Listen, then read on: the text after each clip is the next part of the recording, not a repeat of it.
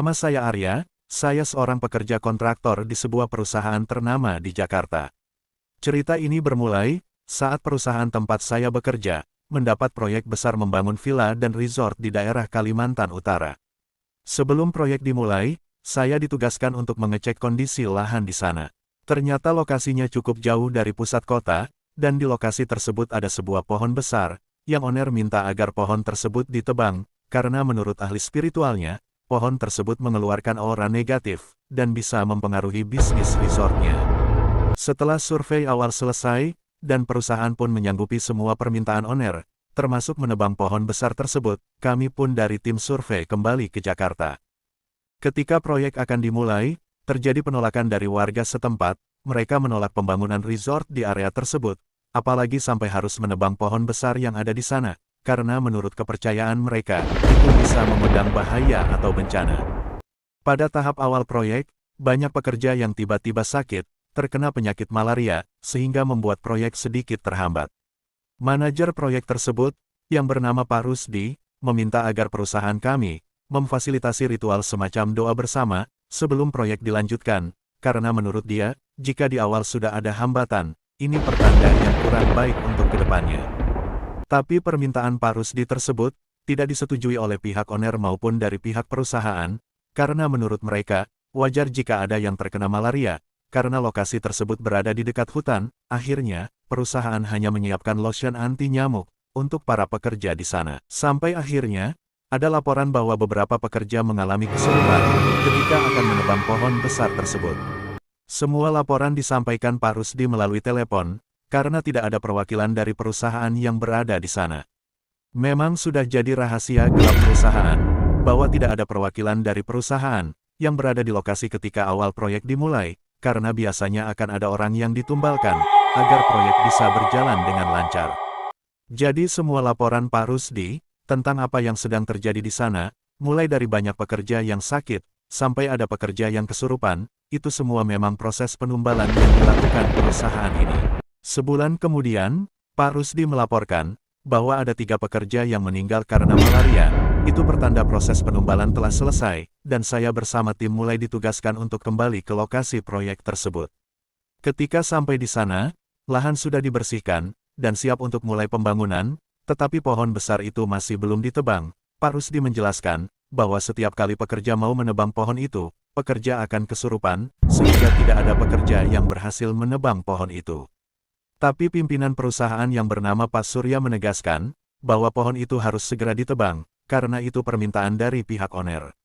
Akhirnya Pak Rusdi menyuruh beberapa orang pekerja untuk menebang pohon itu. Ketika gergaji mesin menempel ke pohon, seketika pula pekerja itu kesurupan. Kami semua terkejut melihat kejadian tersebut. Pak Rusdi mengatakan bahwa dia tidak sanggup untuk menebang pohon itu. Silahkan selanjutnya dari pihak perusahaan yang mengurusnya. Pak Surya meminta semua tim untuk kembali ke Jakarta, karena dia bilang ada meeting penting yang harus segera dilakukan di kantor. Kami merasa heran kenapa tiba-tiba ada meeting penting yang mengharuskan kami semua kembali secepatnya ke Jakarta, padahal kami baru saja sampai di lokasi proyek, tapi Pak Surya bilang ini adalah perintah langsung dari bos besar, jadi tidak bisa menolaknya. Sesampainya di Jakarta, ternyata agenda meeting tersebut tidak ada, dan saya malah ditugaskan untuk mengerjakan proyek yang lain, dan menunggu info selanjutnya dari Pak Surya mengenai proyek yang di Kalimantan. Beberapa hari kemudian, Pak Rusdi melaporkan bahwa ada 1 pekerja yang meninggal, karena tertimpa alat berat. Sejenak saya tersadar, bahwa alasan kami semua diminta untuk secepatnya kembali ke Jakarta, karena ternyata perusahaan akan melakukan ritual penumbalan manusia lagi.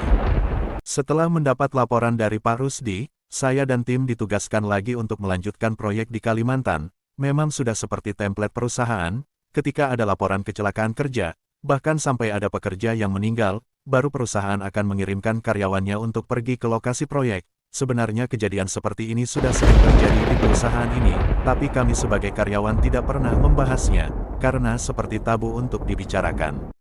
Ketika kami sampai di lokasi proyek, ternyata pohon besar itu masih belum ditebang, karena ketika dicoba untuk ditebang, pekerja yang melakukan itu pasti akan kesurupan.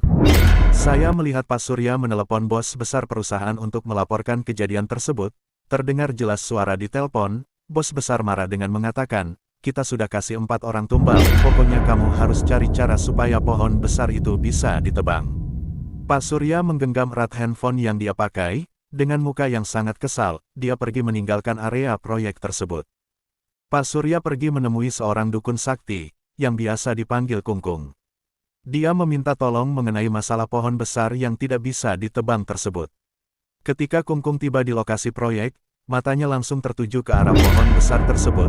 Menurutnya pohon besar itu memang ada penunggunya, dan mempunyai energi yang sangat besar, sehingga dia tidak yakin bisa untuk mengalahkannya.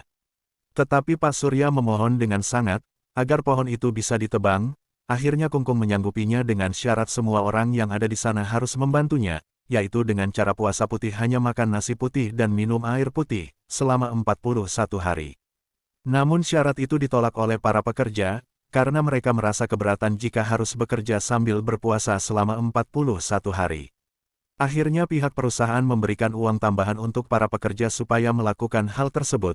Puasa ini bertujuan untuk menyerap semua energi negatif dari pohon tersebut. Setelah 41 hari berlalu, Kungkung kembali ke lokasi proyek. Sebelumnya dia sudah memastikan ke Pak Surya bahwa semua orang di sana sudah melakukan puasa putih seperti yang dia minta. Di hari tersebut semua aktivitas bekerja dihentikan, dan semua orang berkumpul di sekitar pohon tersebut, untuk melihat ritual yang akan dilakukan oleh Kungkung. Kungkung pun memulai ritual dengan menempelkan kertas-kertas mantra di sekitar pohon tersebut. Setelah itu dia mengelilingi pohon tersebut, sambil membaca-baca mantra. Kemudian dia menyalakan api di sebuah drum besar dan mengambil semua kertas mantra yang tadi sudah ditempelkan lalu membakarnya. Selanjutnya dia mengeluarkan sebuah pedang dan membakar pedang tersebut sampai berwarna kemerahan. Dengan pedang yang panas itu dia menebas pohon tersebut, dan ternyata berhasil pohon itu tertebas cukup dalam oleh pedang Kungkung. Semua orang bersorak karena baru kali ini ada yang bisa melukai pohon tersebut. Setelah Kungkung berhasil menebas pohon besar tersebut, tiba-tiba keluar getah merah seperti darah dari kulit pohon yang tertebas itu. Kungkung terdiam dan dia segera melihat ke semua orang sambil berkata, "Kalian ada yang melanggar puasanya." Kungkung terlihat sangat marah, dengan menggunakan pedang dia menunjuk ke arah teman saya yang bernama Gusti, sambil berteriak kurang ajar. Lalu tiba-tiba Kungkung kesurupan, dan dia tertawa terbahak-bahak sambil berbicara bahasa asing yang saya tidak pahami apa maksud perkataannya. Kemudian tiba-tiba dia menusukkan pedang panas itu ke perutnya, dan seketika pula Kungkung meninggal di tempat.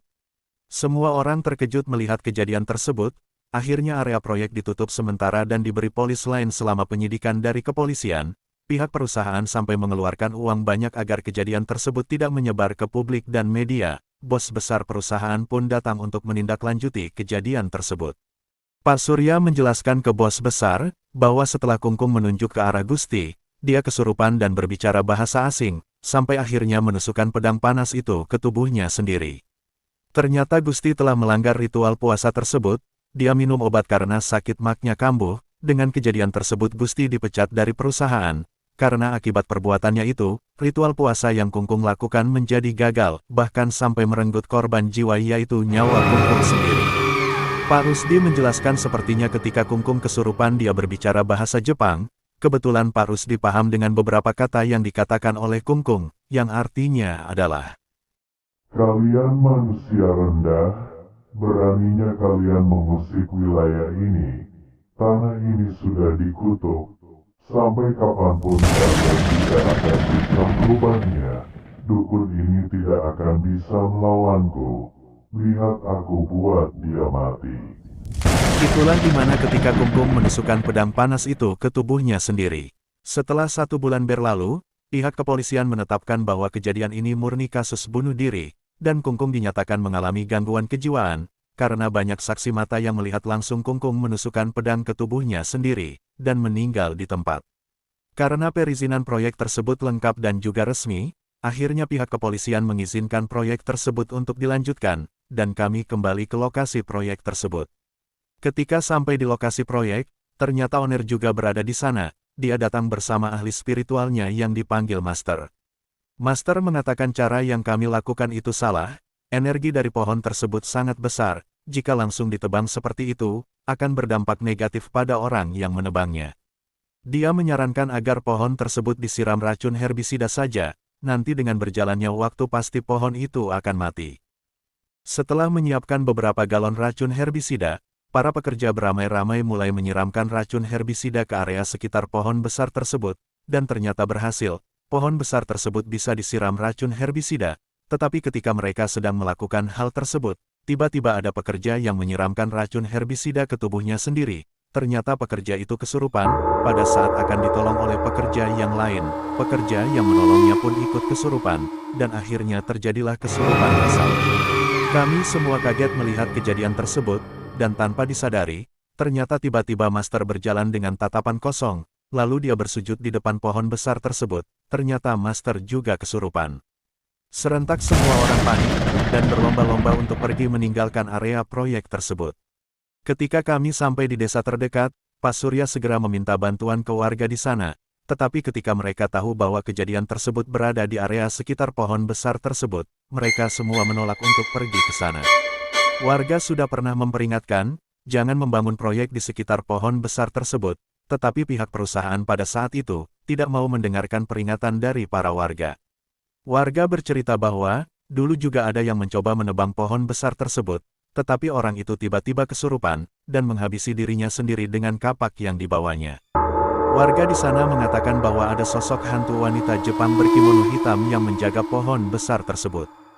Pak Rusdi pergi ke rumah sakit terdekat, dan dia membawa tim medis beserta ambulan untuk kembali ke area proyek tersebut. Ketika sampai di sana, dia melihat banyak sekali pekerja dalam keadaan kritis, dan mereka semua harus segera dibawa ke rumah sakit terdekat. Tetapi nasib buruk menimpa Master, dia dinyatakan meninggal dunia karena terkena serangan jantung. Proyek pembangunan resort tersebut menjadi terbengkalai, dan tidak ada yang berani untuk melanjutkannya. Dari pihak owner pun trauma, dan tidak mau melanjutkan proyek tersebut. Setelah beberapa bulan berlalu, Pak Rusdi melaporkan bahwa pohon besar tersebut akhirnya mati, karena racun herbisida yang sebelumnya telah disiramkan.